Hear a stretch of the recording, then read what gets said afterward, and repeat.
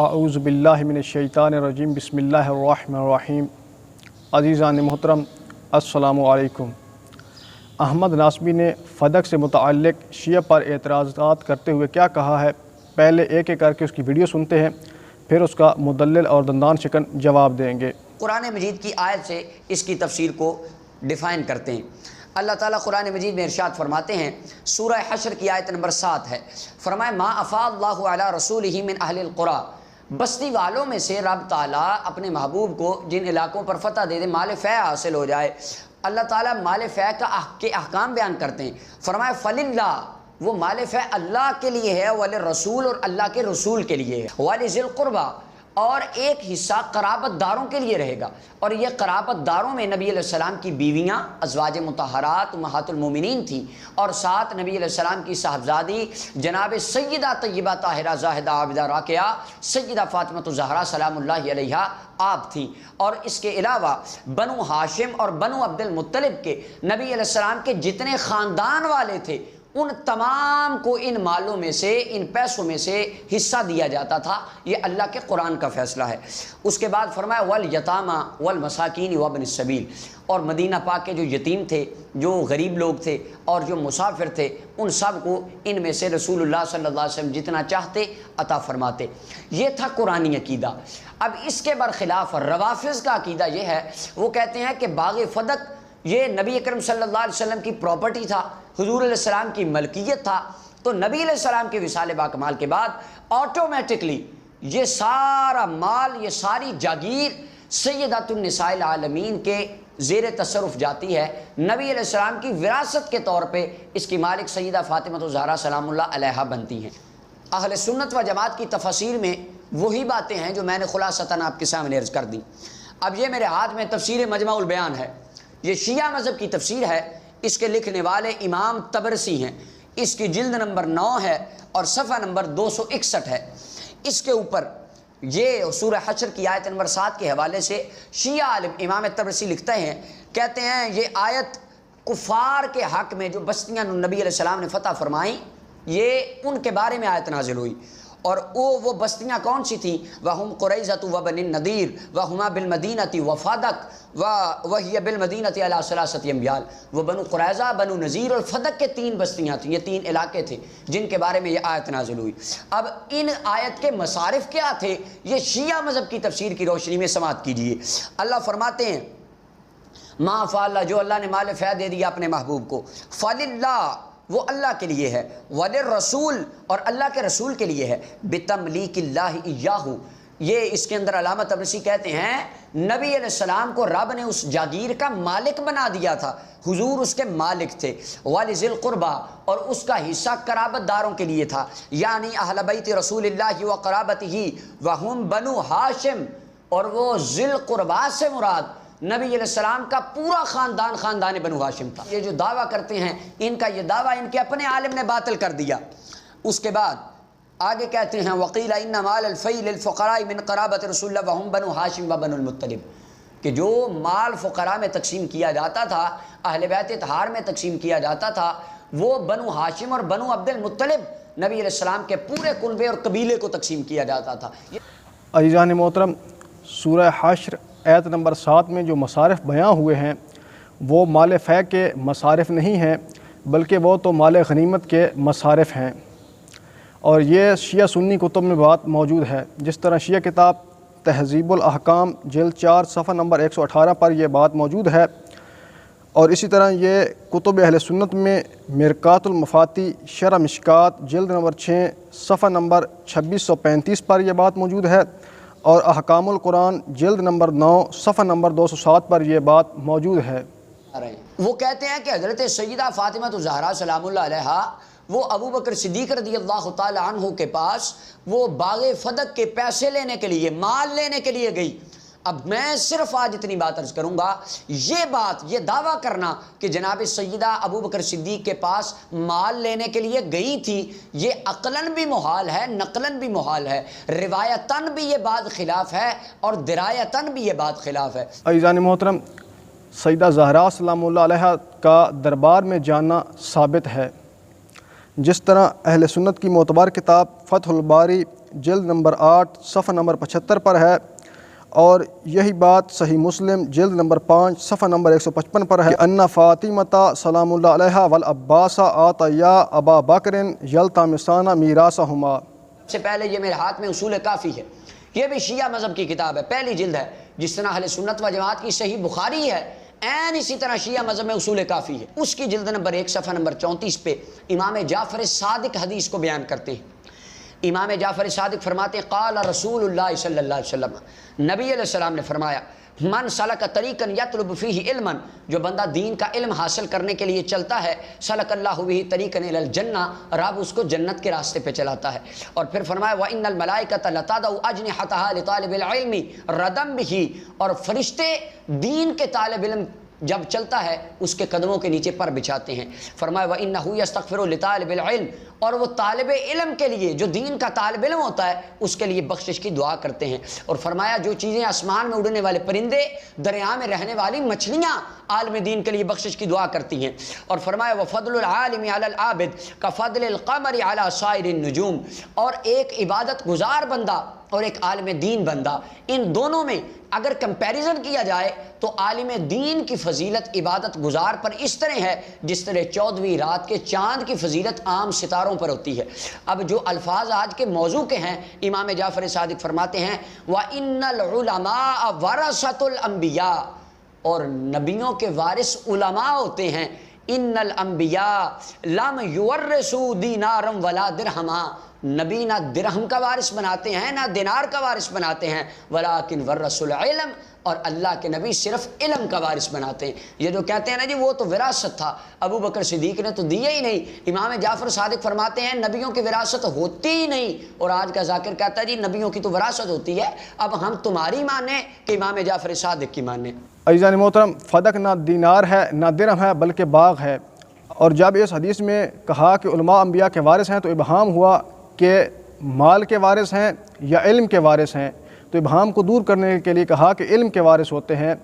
اور اگر اس حدیث سے مالی میراث کی نفی مقصود ہوتی تو یہ وراثت کے باب میں ضرور ذکر ہوتی، جبکہ شیعہ کتب میں یہ بات موجود ہے کہ رسول اکرم صلی اللہ علیہ وسلم کے علم کے وارث علی علیہ السلام ہیں، اور ان کے مال کی وارث سیدہ فاطمہ الزہرا سلام اللہ علیہا ہیں۔ جس طرح فروع کافی جلد نمبر 7 صفحہ نمبر 88، تہذیب الاحکام جلد 9 صفحہ نمبر 240 پر ہے کہ وارث علی علیہ السلام علم رسول اللہ صلی اللہ علیہ وآلہ وسلم و وارثت فاطمہ سلام اللہ علیہا ترکتہ۔ اور اب آئیے چلتے ہیں الزامی جواب کی طرف۔ تو اہل سنت کتابوں میں بھی یہ بات کتاب العلم میں موجود ہے، جس طرح فتح الباری جلد نمبر 1 صفحہ نمبر 215 اور 16، جامعہ ترمذی اور اجوری کی کتاب اخلاق العلماء میں یہ بات موجود ہے، جس سے ثابت ہوتا ہے کہ اس سے میراث کی نفی مراد نہیں ہے، کہ انبیاء کی میراث نہیں ہوتی۔ اب یہ میرے ہاتھ میں کتاب شیعہ مذہب کی کتاب نہج البلاغہ کی شرح ابن ابی الحدید ہے، اور امام ابن ابی الحدید شیعہ کا عالم ہے اور یہ پکا شیعہ تھا۔ یہ کچھ آج کے رافضی حضرات اس سے جان چھڑانے کے لیے کہتے نہیں یہ تو شیعہ ہی نہیں تھا۔ اگر کسی صاحب کو گفتگو کرنے کا موقع ملے، میسر آئے، تو ہم بالکل علل اعلان کشادہ دامنی سے دعوت دیتے ہیں، آپ آئیں ہمارے سامنے بیٹھیں، ہم دلائل سے آپ کو بتائیں گے کہ یہ بالکل پکا شیعہ تھا اور یہ شیعہ مذہب کی کتاب ہے۔ اتنی جلدی باتوں سے جان تو نہیں نہ چھوٹتی۔ الکنیٰ والالقاب، الذریعہ الی تصنیف الشیعہ، کشف الظنون، یہ شیعہ مذہب کی کتابیں ہیں، ان کے اندر تفصیل سے اس کے احوال لکھے۔ یہ پکا شیعہ تھا اور اس نے اپنے مقدمہ میں اپنا تشیع ہونا ظاہر کیا۔ خیر، نہج البلاغہ کی شرح ابن ابی الحدید ہے، 16ویں جلد صفحہ نمبر 231 ہے۔ محمد بن اسحاق کہتے ہیں سألت ابا جعفر محمد بن علیہ السلام، امام باقر بیٹھے ہوئے تھے۔ کون امام باقر؟ امام حسین کے سگے پوتے، امام زین العابدین کے بیٹے۔ ایک مرید آیا، کہنے لگا حضور آپ کا کیا خیال ہے جب مولا علی المرتضیٰ عراق کے والی بنے، کوفہ کے خلیفہ بنے، کوفہ کے والی بنے، آرائیت علیًا، آپ کا کیا خیال ہے کیف صنع فی سہم ذوی القربیٰ، نبی علیہ السلام کی اہل بیت کے بارے میں انہوں نے باغ فدق کے معاملے کا حصہ کس طرح ہینڈل کیا، انہوں نے اس کو کس طرح تقسیم کیا۔ اس وقت مصطفیٰ کے بیٹے، امام حسین کے پوتے، مولا علی کے پڑپوتے امام باقر نے فرمایا سَلَكَ بِهِمْ طریق ابی بکر و عمر، میرے جد اعلیٰ مولا علی المرتضیٰ انہوں نے عین وہی فیصلہ کیا جو جناب ابو بکر و عمر کا فیصلہ تھا، وہ اسی معاملے پر چلے جو ابو بکر و عمر کا معاملہ تھا، انہوں نے اس راستے کو اختیار کیا جو ابو بکر و عمر کا راستہ تھا۔ کل تو اب مرید بھی اس طرح کا تھا، کہنے لگا وکیفہ، یہ کیسے ہو سکتا ہے؟ اس کے دل میں تھا کہ ابو بکر عمر نے تو ظلم کیا تھا، اب یہ امام باقر کو کہہ رہا، کہنے لگا حضور یہ کیسے ہو گیا؟ ولیما، اور یہ کیوں ہو گیا؟ وانتم تقولون ما تقولون، آپ کہہ رہے ہیں کہ مولا علی نے ابو بکر عمر والا فیصلہ کر دیا۔ اس وقت امام باقر نے اس کے دل کے جب اس غبار کو دیکھا تو فرمایا چپ کر جا، فما منعہ قال کان یکرہ ان یدعى علیہ مخالفت ابی بکر و عمر۔ امام باقر فرمانے لگے فما منعہ، حضرت جناب علی المرتضیٰ کو جس چیز نے فیصلہ بدلنے سے روکا تھا وہ فیصلہ کیا تھا، وہ چیز کیا تھی؟ فرماتے ہیں وہ چیز تھی کان یکرہ ان یدعى علیہ مخالفت ابی بکر و عمر۔ مولا علی فرماتے تھے کہیں لوگ ایسا نہ کہیں کہ علی نے ابو بکر و عمر کی مخالفت کر دی، یعنی آپ ابو بکر و عمر رضی اللہ عنہما کی مخالفت کرنے کو اپنی توہین سمجھتے تھے۔ اب آج جو بندہ کہے کہ میں علی کا چاہنے والا ہوں اور وہ مولا علی تو کہتے ہیں جو ابو بکر و عمر کا مخالف ہے وہ مجھے اچھا نہیں لگتا، اور آج بندہ ممبر پہ کہے کہ ابو بکر و عمر تو ظالم تھے، پتہ چلا اس بندے کا مولا علی سے دور دور تک کوئی تعلق نہیں جو یہ بات کرے۔ اب سوال ہے مولا علی نے وہ فیصلہ کیوں نہیں بدلا اور جناب ابو بکر و عمر کے فیصلے پر قائم کیوں رہے؟ نہج البلاغہ جلد 16 شرح ابن ابی الحدید صفحہ 252 ہے، اس کے اوپر لکھتے ہیں فلما وصل الامر الى علی ابن ابی طالب، جب جناب علی المرتضیٰ کے پاس یہ خلافت کے معاملات آئے، کلما فی رد فدق، تو کچھ مریدوں نے کلام کیا، کچھ مرید ایسے تھے انہوں نے کہا حضور ابو بکر و عمر نے تو ظلم کیا تھا، اب آپ ہی حق کر دیں، آپ ہی عدل کر دیں، آپ انصاف کر دیں۔ فقال، اس وقت مولا علی المرتضیٰ نے ان ماننے والوں کو کہا خبردار، فرمایا چپ کر جاؤ، انی لاستحیی من اللہ ان ارد شیئا منع منہ ابو بکر، فرمایا مجھے اللہ سے حیا آتی ہے کہ اس فیصلے کو بدلوں جو فیصلہ میرے ابو بکر صدیق کا تھا۔ مولا علی فرماتے ہیں مجھے حیا آتی ہے، اور آج کے بے حیا ذاکر کو کوئی حیا نہیں آتی، یہ ابو بکر صدیق کی عدالت پہ بھونکتا ہے۔ مولا علی فرماتے ہیں مجھے حیا آتی ہے اپنے بھائی ابو بکر سے کہ میں اس کے فیصلے کو بدلوں، کیوں؟ کیونکہ مولا علی المرتضیٰ فرماتے تھے لوگو ابو بکر صدیق کا جو لقب صدیق ہے انہیں ہم نے نہیں دیا، اللہ نے آسمانوں سے نازل فرمایا ہے۔ جناب مولا علی المرتضیٰ نے وہی فیصلہ رکھا جو جناب ابو بکر عمر کا تھا۔ اب پوری رافضیت سے ہمارا یہ سوال ہے اور قیامت تک اس کا کوئی جواب معقول دے تو ہم اس کے جواب کو تسلیم کریں گے اگر کوئی معقولی جواب ہو۔ ان کے نزدیک، مسلمانوں کے نزدیک اسلام کے 5 ارکان ہیں، کلمہ، نماز، روزہ، حج، زکوٰۃ۔ شیعہ کے اندر امامت، عدل، یہ عصمت کو، امامت کو، عدالت وغیرہ کو رکن مانتے ہیں۔ امام وقت پہ عدل کرنا فرض ہوتا ہے ان کے مذہب میں، جو عدل نہ کرے وہ امام نہیں ہوتا، امام پر فرض ہوتا ہے عدل کرنا۔ ہمارا سوال یہ ہے اگر ابو بکر و عمر نے نعوذ باللہ ظلم کیا تھا تو مولا علی نے عدل کیوں نہیں کیا؟ مولا علی فرماتے وہی فیصلہ کروں گا جو ابو بکر و عمر کا تھا، اور یہ کہتے انہوں نے ظلم کیا، اس کا مطلب مولا علی نے بھی ظلم کیا تھا۔ یہ صرف اپنی مجلسوں کی رونق بڑھانے کے لیے اور واہ واہ کرنے کے لیے، جن کو عربی اوپر سے دیکھ کے پڑھنی نہیں آتی وہ ابو بکر و عمر کو گالیاں دیتے ہیں۔ اس کے بعد مصطفیٰ کی اہل بیت نے اس کا کیا فیصلہ فرمایا؟ نبی علیہ الصلوۃ والسلام کے شہزادے مولا علی کے پڑپوتے، امام حسین کے پوتے، امام زین العابدین کے بیٹے امام باقر رضی اللہ تعالیٰ عنہ، آپ سے اس کے بارے میں فیصلہ طلب کیا گیا۔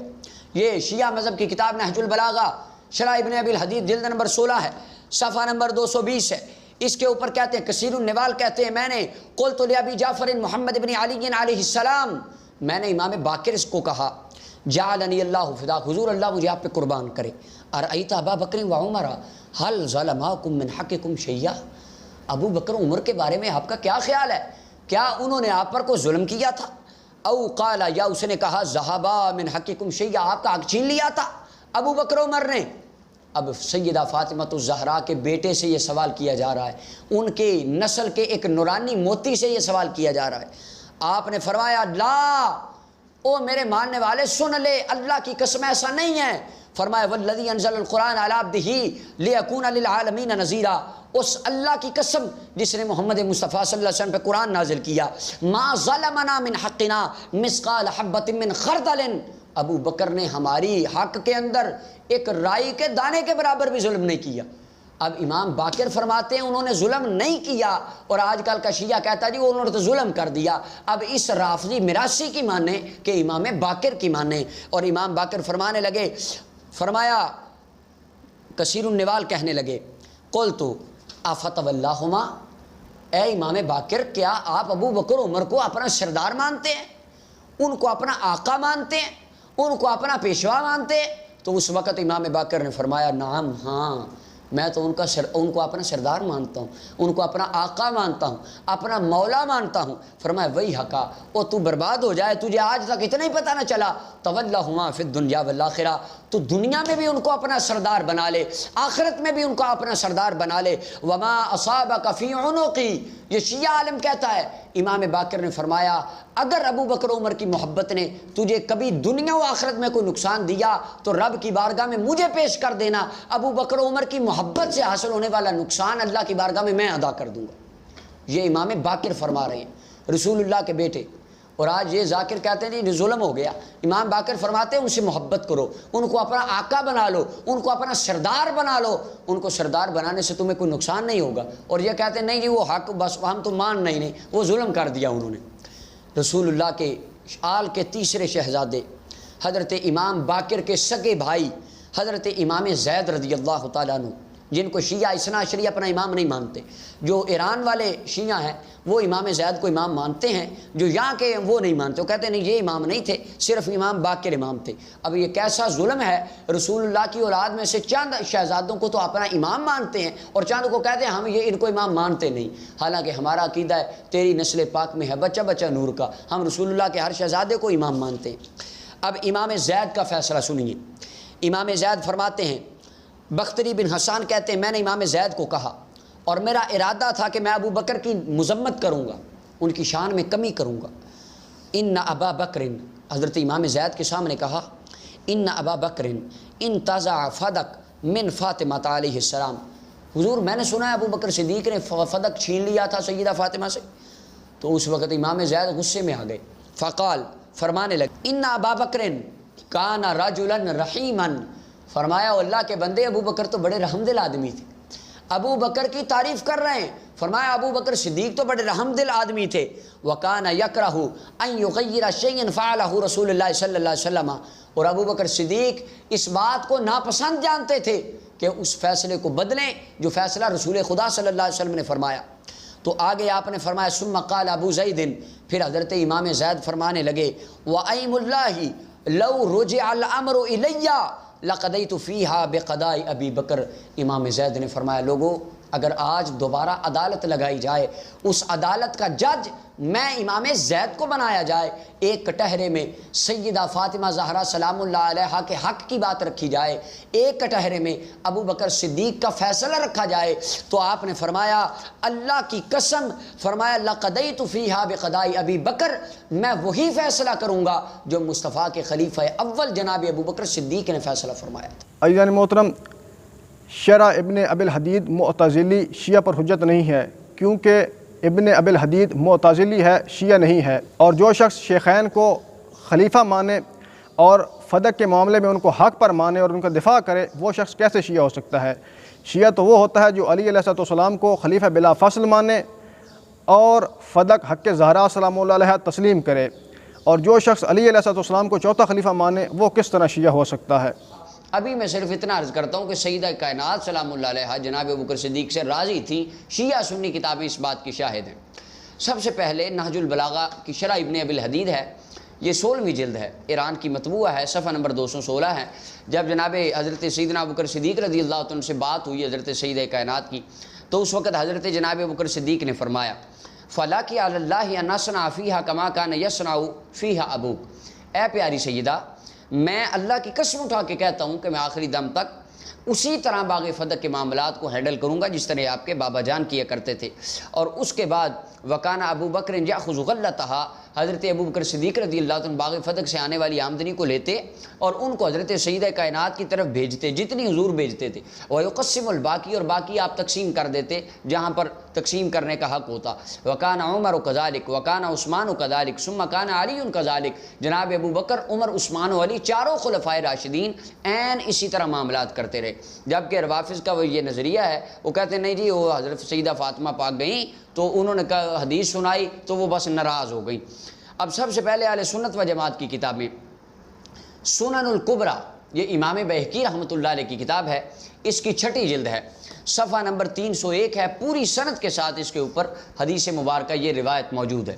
اور اس کے علاوہ امام ابن حجر اسقلانی رحمۃ اللہ علیہ فتح الباری کی جلد نمبر 6 صفحہ نمبر 248 کے اوپر اس روایت کو لکھا۔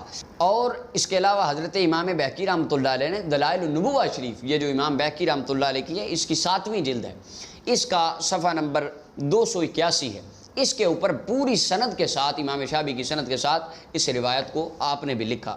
اور یہ میرے ہاتھ میں طبقات الکبریٰ، جس کو طبقات ابن سعد کہتے ہیں، اس کی بھی 8ویں جلد ہے، صفحہ نمبر 22 ہے، اس کے اوپر بھی پوری سند موجود ہے، بیروت کی مطبوعہ ہے۔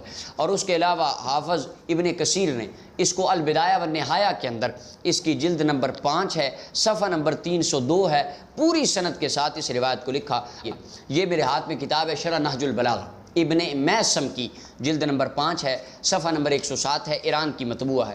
اس کے اوپر بھی لکھا ہے جب حضرت علی المرتضیٰ اور حضرت سیدہ کائنات کی بات ہو رہی تھی مولا علی المرتضیٰ حضرت ابوبکر صدیق رضی اللہ عنہ کے ساتھ، تو اس وقت جناب ابوبکر صدیق نے فرمایا فتح کے معاملے میں، اے پیاری سیدہ وَلَكِ عَلَى اللَّهِ أَنْ أَصْنَعَ بِهَا كَمَا كَانَ يَصْنَعُ، میں اللہ کی قسم اٹھا کے کہتا ہوں میں باغ فتح کے معاملات کو عین اسی طرح ہینڈل کروں گا جس طرح آپ کے بابا جان کیا کرتے تھے۔ فَرَضِيَتْ بِذَلِكَ، حضرت سیدہ فاطمہ سلام اللہ علیہ اس بات پر راضی ہو گئی تھی۔ عزیزان محترم، شرح ابن ابی الحدید تو شیعہ پر حجت نہیں ہے، لیکن شرح نہج البلاغہ ابن میسم بحرانی کا جو حوالہ انہوں نے دیا ہے، تو شرح نہج البلاغہ میسم بحرانی کی جلد 5 صفحہ 107 پر یہ بات موجود ہے کہ یہ رضامندی والی روایت صیغہ تمریز سے شروع ہو رہی ہے، رویہ سے، اور یہ صیغہ روایت کے مجہول ہونے پر دلالت کرتا ہے۔ پہلے تو اس روایت کو آپ صحیح و سند ثابت کریں، اور ہمارا چیلنج ہے کہ آپ قیامت تک شیعہ کی کسی بھی کتاب سے کوئی بھی صحیح و سند روایت سیدہ زہرا سلام اللہ علیہا کی رضامندی پر پیش نہیں کر سکتے۔ اگر جرأت ہے تو حوالہ پیش کریں، لیکن صحیح و سند روایت پیش کریں۔ اور اہل سنت کتب میں رضامندی والی روایت شعبی کی ہے، اور شعبی کی مرسلات اہل سنت کے ہاں حجت نہیں ہے جب تک صحیح و سند شواہد موجود نہ ہوں، جبکہ اس کے برخلاف سیدہ زہرا سلام اللہ علیہا کی ناراضگی صحیحین سے ثابت ہے۔ عزیزان محترم، نواسب کا یہ شیوہ ہے کہ وہ تعصب و ہٹ دھرمی، خیانت مجرمانہ اور تحریف سے کام لیتے ہیں، جس کی مثال آپ کے سامنے احمد ناصبی کی یہ ویڈیو ہے۔ ہم نے احمد ناصبی کی خیانت کو آشکار کیا ہے اور اس کو مدلل اور دندان شکن جواب دیا ہے۔ عزیزان محترم، دفاع کا حق ہر شخص کو حاصل ہے، اور ہمارا بھی حق بنتا ہے کہ ہم اپنے پاکیزہ مذہب، اپنی غیور، شریف اور امن پسند قوم کا دفاع کریں۔ اور اگر ہم دفاع نہیں کریں گے تو یہ اس بات کی طرف اشارہ ہے کہ شیعہ مذہب کے بارے میں جو باتیں کہی جاتی ہیں وہ صحیح ہیں، لہٰذا دفاع کرنا ہمارا حق ہے، اور ہم دفاع کرتے رہیں گے جب تک نواسب شیعہ کے خلاف زہر اگلتے رہیں گے۔ والسلام۔